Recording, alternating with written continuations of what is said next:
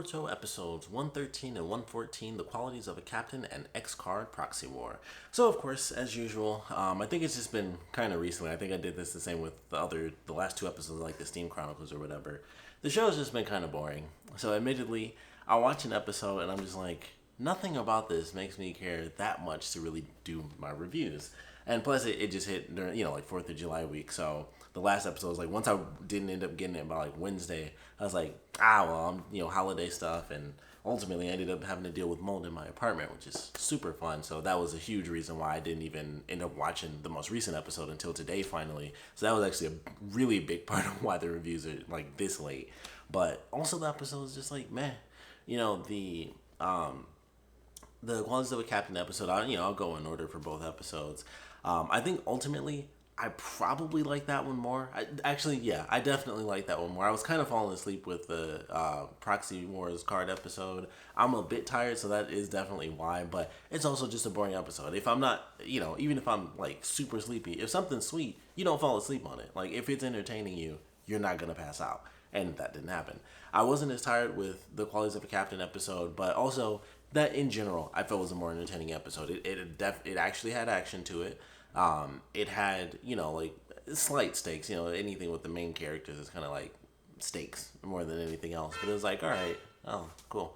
But it was just like, okay, they're going through this mission. Shikadai is like, all right, I have to take on this squad, and it was more, we found out by the end that it's like a test mission. It was a real mission, but it was like a test for his first mission. So either way, it's like the exact same thing. It's like, well, any first mission is a test. It's not like they were out there watching them, because she doesn't, they don't say that at the end. Like Tony doesn't say like, yeah, it was a test mission, but I was there the whole time, because she says like, oh, I have something to do, so sorry I can't help lead. Unless I missed that part when I was watching it, I just missed that sentence. But she didn't say like, after she said it was a test, she didn't say like, yeah, I was there the whole time watching you guys just in case something really went wrong. It was like, no, it was a test, but you were totally out there completely alone. So it's like, it's not really much of a test if there's no failsafe. Like, they would have just died. So it was kind of weird that they had that in there a little bit. I'm like, well, of course it was a test. It was the first mission, but it wasn't like there was a safety net. If anything went wrong, they would have just lost and died. And that would have been the end of it. So I was just like, that's kind of weird. Not much of a test. It was just a mission. But they go out. Of course, Iwabe and Wasabi being like the, hot-headed characters, they end up butting heads. They don't want to listen to Shikadai. They act like douchebags when they go into it. And even Boruto like sort of agreed. And I thought it was the stupidest thing where he's, Shikadai has a rule where he's like, hey, I don't want you guys to talk anymore, because clearly all you do is run your mouths and argue. So then they go into battle and it's like, well, we can't talk. We couldn't talk because of the order you made. And I'm like, that's the stupidest thing I've ever heard. Like, you're going to go with, you've been arguing this whole time. You didn't listen to anything he said. But when he's like, don't talk, you'll follow that rule even in battle, where it's like, yeah, they couldn't communicate because you told them not to talk anymore throughout the mission. And I was like, how does that even remotely make any logical sense? Like, it's a life or death moment. It's not like any other times where, it didn't actually make much of a difference, where they were just running their mouths. And then they're in the middle of battle, and it's like, well, yeah, of course they failed. And Bojo's like, you told them not to talk, so they can't really communicate. And I was like, that's stupid. That doesn't make any sense. That's just idiotic. Like, it doesn't matter what the rules are. This is like a life or death situation, because they were fighting actual people. They're trying to get Ton back. And it was just like, that's so dumb. It doesn't even make sense. It was like, it wasn't his fault. Like, they were being stupid. He made the rule. And then even though it didn't make sense to not follow the rule, the one time they should have broken the rule, they decided to follow it because it's like, oh, well, they can't talk in the middle of battle. And it's just like, man, everyone's acting stupid. And of course Shikadai was like, F it, I'll do it myself because you guys can't listen. And then, like I said, everyone kind of blamed him for like the one time they decided to follow the rule in the middle of battle, which once again, it's just so stupid. It's like, I don't even understand how that even made sense to the writers to put that in there. Like, it was just dumb. Or if they put it in there, at least call it out. At least have Shikadai be like, of all the times you guys decide to follow the rules, it's when we're in a life or death situation, which is idiotic. And that would have made even more sense for him leaving. Like, that would have been like another little bump, because they would have felt stupid and they would have been like, fine then, go on your own. It would have actually kind of helped it, because he would have insulted them even more so, which it would have been totally justified, which it was already, but that would have like kicked it up a level. Like, the one time you guys listen is in the middle of battle and you don't want to talk to each other because I said so, and that's when you decide to listen so you can fill in the fight. But of course he goes out on his own. And this is after he gets injured, and so he kind of hides that injury. He goes along with Boruto, And so eventually they end up getting to this chasm, and it's like, well, like, crap, what the heck are we gonna do? And Shikadai was just gonna, take the leap, which another weird little thing. Like, I don't know if they could jump it. Why didn't he just ask Boruto to do shadow clones that way, and then just have two of the shadow clones carry him, or just throw him across because they'd have the strength to do that, or something to that effect. Where it's like, well, instead of trying to jump with a messed up leg, and you have Boruto making clones to do like a little ladder, but they can't reach far enough. Why not just have Boruto's clones hit you with the bullet thing that he always does, and just shoot you right across, or like have one clone jump across so that he can catch you when you get to the other side, since you have an injured leg. Lots of things that would have made way more sense. But anyway, he was gonna jump, and then of course Iwabe and Wasabi by that point had already realized, like, oh, there's blood on the ground. He was hiding this injury, like he got wounded because we were being stupid and all this other stuff. So they decide to go and help him out, and of course everything's solved and they go back home. So meh episode. Once again, nothing was really happening. It was like, okay, they went out on a mission, they solved the mission. They had like a slight issue where Shikadai realizes that he's not exactly prepared to 100% be a leader of a team, but ultimately it ended up working out. And it was just like, slight issues here and there, as there would be, especially with two hot-headed members. So it made sense. It was like, all right, he went through some normal stuff. That totally makes sense. They were being stupid. Other weird, illogical things happened. I think everything now is going to always be forever compared to the Sumidi thing with Sumidi and Kadin, where it was like, they didn't have Sumidi bite Kadin so that she could get like re-energized during that whole mission that they had. I think that's still my pinnacle. That's the pinnacle of just like illogical, dumb stuff, where it's like they reference that this person, you can bite her, you get energized, you get all your powers back, you get all your chakra, you like at 100% again. And yet, even though they referenced it, they still didn't have the character do that, and she went into the plan like half-cocked and was weak and got beat. And I'm like, that doesn't make any sense. So that's still number one. So number two, at this point at least, would probably have to be Wasabi and Iwabe being like, okay, well, he told us not to talk, so even in the middle of this life or death situation, we're just not going to communicate in battle. That, I think, now is number two. But that Sumidi thing, I think, will always be number one, so we just get something insanely dumb. But it was just a whatever episode. Not much cool really happened. They ended up succeeding in the mission. Like I said, they went home. It was a test, but not really, because technically it was just a normal mission, because they didn't have a safety net, so it was just a mission. And then that was it. No big deal. No real importance. Shikadai will probably have an episode somewhere down the line where he goes through the test, and then they bring that back, and it's like, oh, he learned from that lesson how to deal with hot-headed people. Whatever. It'll be a minor thing. So then we have this week's episode, which is the Proxy War, the new Extreme Ninja cards, which is super funny. I think it was probably 2 or 3 weeks ago anyway. I was like, man, I was just thinking of old stuff, like all anime, all shows do this really, where they have like that gimmicky thing. But I think Naruto's like the biggest one, because they have like the inner Sakura thing, like that's gone. Them using like the Byakugan kind of went away because it wasn't that big of a deal, and then they switched and made like the Sharingan super powerful. And then after a while, the Sharingan didn't matter. Like the regular Sharingan was irrelevant because they were doing all these other crazy abilities where they were teleporting and shooting fire. And the regular Sharingan, like, I can see your moves before you do it, that was dead in like the original series. And it was just like, okay, whatever, that's gone. So there were so many things, and one of those big things which died super early in the series were ninja cards, because the only person that effing used them was Kabuto. And I just thought about that, like, man, remember when ninja cards were a thing? And it was so funny. It was weeks before this episode came out. And then I saw the preview and I was like, they're doing ninja cards again. And so they bring in this episode. Of course, it's a card battle game rather than being like actual intel on different ninja characters in the world. So it was cool. It was like, all right, they're doing this little thing, and it was just funny. They're bringing ninja cards back. And so I was like, of course you have like famous ninjas here and there. And then I have like maybe 3 first offs for this, because there was so much dumb in this episode. Because the first off was like, why don't you just make 2 cards? Like, which they, of course, they do it at the end. They do it for the consumer purposes. And of course, there's company reasons where it's like, we won't do this, and it's extra money to do, 1 extra run of a card. But it's just like, just do that. It's super simple. Like, you can find a way to make it work. Of course, with it being a competition, it also made a little bit more sense. But it was just like, just do like a tiny run on the cards. Make them super rare so that people want them, and little stuff like that.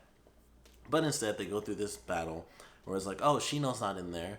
Akamaru gets one, which I thought was hilarious. Kiba gets one, which actually made sense. At first, I was like, that's weird they have Kiba in there. But then I was like, okay, he's still known currently as like this really important dude who like runs, all the dogs and stuff like that. And of course, they would have like young Akamaru. It's like, oh, here's cute young Akamaru. So it's like little stuff like that. It made sense. Certain people that are doing things currently would get cards. And then it was like, they go through the issue with Shino, and then Metal Lee realizes, oh, like, my dad's not on here. Rock Lee isn't on here. First off, number two, why the F wasn't Rock Lee on there? Like, they even reference it where it's like, he fought the Mizukage. And it was like, he sure did. He fought Gaara to a tie. That was a big deal. That was, big deal number one. Still one of the best battles in the whole series. One of the other best battles ever made. Gaara and Rock Lee versus Kimimaro, which started off with Rock Lee by himself. And it's like, that has to be a big deal. Like, that's a huge thing that happened. He is the student of the guy who freaking fought Madara, almost defeated him. He's the student of this guy. He's done other stuff, on his own. Shino's not in any of the movies. I can tell you that. I'm pretty sure Shino is not in a single Naruto movie that has been made. I don't think he is in any of them. Like, he might be.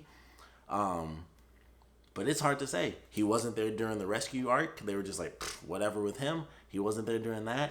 He wasn't really there during Shippuden too much. He didn't really do that much. But Rock Lee's all over that from place. He's in the third movie. After Sasuke left the village, the first person they picked to replace him was Rock Lee in that third movie. And of course, that's random, like me knowing the series type stuff. But still, it was just like, Shino's done nothing. Rock Lee's been in like a million of the big situations. Like, it's literally in the storyline of the actual series that Rock Lee was in like this crazy moment and this crazy moment and that crazy moment, and Shino was not in any of those. And it's super weird that Rock Lee wouldn't have that anyway. Like, Shino's a teacher right now. I assume Rock Lee, like, I don't know what Rock Lee's doing. Like, he was at the school one time when he was teaching the kids, so I'm like, maybe he's a teacher sometimes, or maybe he's always like the fighting teacher, so maybe he's just a teacher as well currently. But it was just like, he's done so much stuff in the series, which obviously, if it's in the series, minus all the trillions of fillers, of course, but if it's in the series, it's a big moment in the story and the history of the ninja. So it's just like, he's done a ton of stuff. And if I'm not mistaken, he was one of the people, I could be wrong, but I'm pretty sure it was Rock Lee and Guy that were the ones that helped fight the resurrected Swordsman of the Mist. Like, obviously, Kakashi fought Zabuzan Haku, and that was like its own super cool thing. But I'm pretty sure both Rock Lee and Guy were the ones that helped fight the other members. And they changed it up a bit in the anime. But I was like, I'm pretty sure it was like the two of those characters. I think Rock Lee was at least one of them. I think Guy may have been doing something else at the time. But I'm like, I'm pretty sure he was there. And I don't think, honestly, I can't remember a single thing of Shino doing literally anything whatsoever during the arc. I know he did because he's one of the main kids from the teams. But I literally can't remember a single thing that he did during even the Great War arc. I don't remember anything that he did. I don't remember anyone he fought or anything like that. But I'm pretty sure Rock Lee helped fight the resurrected Swordsman of the Mist. At the very least, he did that. And that's, that's just the end of the series. So I was just like, how is there even a competition? Shino's never done anything in like the grand scheme of stuff. What's the big deal here? So that I just thought was insane. So why not just do 2 cards right off the top? As you could just go with corporation reasons. How the F is Rock Lee not on there? Of all the people they have, I mean, if you really count like the characters that they have, I would assume they would go with some of the other members from the other villages and stuff like that, even though they don't reference them. But I assume the cards expand beyond just, their own village. And it's just like, I don't know, this is super weird. Like, even with all the other people, I mean, who are you going to have? You got Gaara, maybe all the Kages. So you got like 10 people there. And that includes Naruto and Gaara at this point. So you got like 10 people there. Kakashi would be there. I guess that would throw him in. So he's already in there. So that's like 11 people. Like, they had like a list. It was like 22 names on there or something. And I'm like, who are all these other people that are like so much more important than like Rock Lee at least? And it was just crazy. It was just super funny watching. So they go through their whole spiel. And it was just a whatever episode. I was like, this literally is irrelevant. It had some funny moments. I'll give it that. When they did the stone face statue and Boruto had Iwabe, he traded like his dad's car to Iwabe to do the statue. That made me laugh. I was like, that's super funny. I thought that was a really good one. Like they're just showing like the skyline and they just pan and you just see like Shino's face just like way out of position, just sticking on top of the mountain. I thought that was super funny. I was like, all right, that got me. That was pretty funny. And then Metal Lee comes up and he just does a leaf whirlwind to like drill the face into his dad's face, which I also thought was funny because I was like, that's so utterly ridiculous. And they didn't do what I thought they were going to do, which was they were going back and forth. Also, another thing that doesn't make sense, they were using like the Gale wind palm, Boruto and his clones, and somehow that was like shaving the rock back into Shino's face. And I was like, that really doesn't make sense because like there's lines in his face. They're just shooting straight down, but somehow they're making like the curves go in and out. And I was like, I guess chakra wind control power. But I was like, that's a little crazy. That was even, I don't know, I felt like that was even weirder than Metal Lee doing a leaf whirlwind and grinding it in. So just anime stuff. It didn't make any sense. But that was kind of funny. I thought they were going to go back and forth to the point where they just shrunk it into like a little stone. That's how I thought that was going to end. But they end up stopping, and of course it's split down the middle, half Shino, half Rock Lee. And so the kids are about to, throw punches, and then Shino and Rock Lee pop up, and it's like, all right, time to stop this stupid fighting. Then there's a fire, and they team up. Rock Lee kicks the thing. He kicks the statue all the way into the building, or he kicks it into the water tower. Because at first I was super confused. I was like, why did he just kick that statue? Like, how is that going to help a fire? But he kicked it into the water tower. And I actually can't even remember what the heck Shino did. Once again, Shino. What the heck I actually have to watch it again because I legitimately can't remember, even at the end of this thing, what the heck he did. So, I don't know. That speaks to it, once again, just Shino as a character as a whole. But, let's see what we got. So, there's a fire happening. Shino does okay, so he picked the person up out of the building, so he did do something, and then it ends, and of course they both end up getting cards, and then they saturate the market, and that's how they ended. And Sarah makes her joke like, their boys are so immature, but she's spending her money on like sweets, and it's like the same thing, and that was the episode. It was just like, okay, whatever episode, totally pointless again. Literally no development because this isn't. I would assume this isn't going to come back. At least the last one had something. But this one was just like, they argued and that was it. We got to see some characters we don't see too often. So we got to see Iwabe Denki as well as Metal Lee just in different scenarios. And that was it. And then we have the next episode, which I don't know how that could be relevant to anything useful. Or at least I hope, but I highly doubt it'll even be entertaining. And it was like, cool. I thought we were getting like the Z team beforehand with Sumini and her team. And it was like, no, that's like maybe the D team because you got Boruto, you got the Inoshikacho trio, Metal, Rock Lee, and Denki. They're probably the C team because at least Denki and Iwabe were in the show a bit before they got branched off. And then you have Sumini and her team, so it's like, they're like the D team. And then Team 25, the kid who looks like Kakashi, which they did explain in the actual promo where it's like he was a huge fan of Kakashi, so that's why he's dressed like that. And I was like, oh, all right, that at least makes sense because I was always curious. I was like, man, he looks so much like Kakashi. He even has like the hair like on the sides and stuff.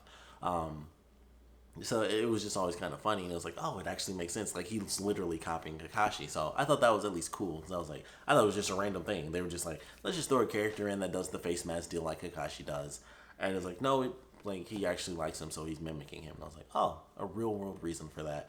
I don't really care because I was just like, he looks like Kakashi. That's kind of weird. It's not like it's in my head that much, but now we get a whole episode for Team 25. The journalist dude comes back. He's got like the tattoos, kind of like, or at least face paint, kind of like Kankuro. I doubt he's going to do anything as cool as him, but that's the next episode. So once again, it's like, I can't act like I'm not excited for it. Like there's just nothing right now. And I know all the comments, because I watch on Verve, all the comments are always people who read the manga are like, once we get to like the manga stuff, the manga is super freaking sweet. The show sucks because they're just, they're building up all their time because the manga comes out monthly. So of course they have to. But it's like, man, I don't know. Pick something. At least do filler seasons where the villains are sweet. Just make one-off epic villains. That's all you got to do. I guess that hasn't really ever happened before. Even in the original series, Shippuden didn't do it. The one filler season that Shippuden did that was epic was when they went after the third Jinchuriki. because all of that was filler that actually wasn't in the manga, but it seemed like it made sense. Like the only thing that was filler was they had like the one woman who had like crystal powers and stuff, which was cool, but she wasn't like, they literally did a filler episode within that filler season that was so annoying. It was like her flashback as she was like slowly dying. I still remember it being like, this was a boring episode. But something like that, like have a big event, do the freaking opening. I don't know. Like the opening looks so cool. Like just do that as a filler. Do something sweet. They have all these epic looking freaking openings, and it's like you didn't think that would be sweet for a filler. But we get these dumb one-off episodes and lackluster stuff with Mariah's character, where it's like there was so much potential and they just did boring stuff. But we get these epic openings with a new ending, by the way. So we should be getting a new opening soon. Crazy. We're like halfway through this season technically, and it's just like, That's all there is to it. Just it's been boring lately. So those are my thoughts on the most recent 2 episodes. Of course, would love to know what you guys thought about them. So please put your comments down in the comment section below. Let me know your favorite parts, your least favorite parts, where you think we're headed. What do you guys want to see them finally jump into? Because it's just been whatever so far. So I would love to know what you guys want to see. Like I said, what you guys thought about these 2 last episodes. So please put your comments down in the comment section below. And of course, thanks for watching.